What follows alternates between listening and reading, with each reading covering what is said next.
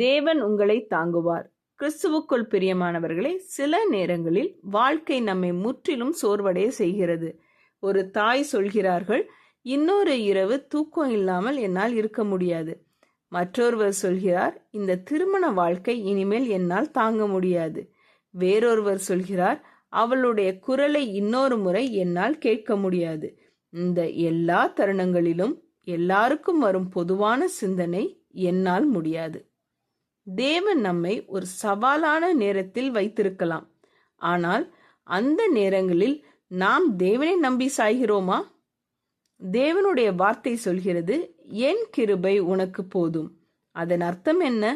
தேவன் உங்களை எங்கு நடத்தினாலும் அதை தாங்கிக் கொள்ள தேவையான கிருபையும் அவர் தருவார்.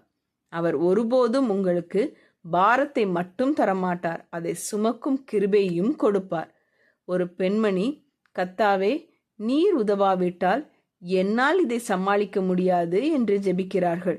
அதுதான் உண்மையான நிலை.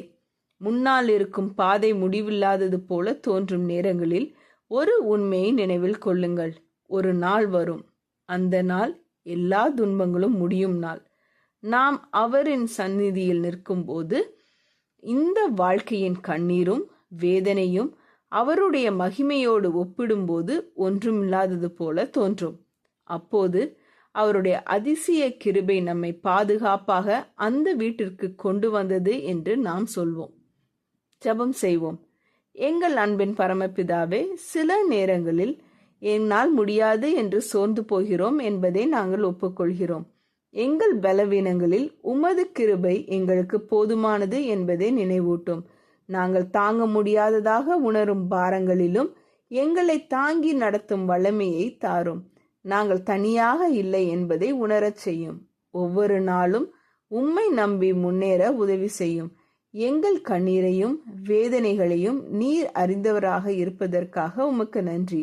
ஒரு நாள் அனைத்தையும் முடிவுக்கு கொண்டு வந்து உமது சந்நிதியில் எங்களை நிறுத்தப் போகிறீரே, அதற்காக உமக்கு சோஸ்திரம்.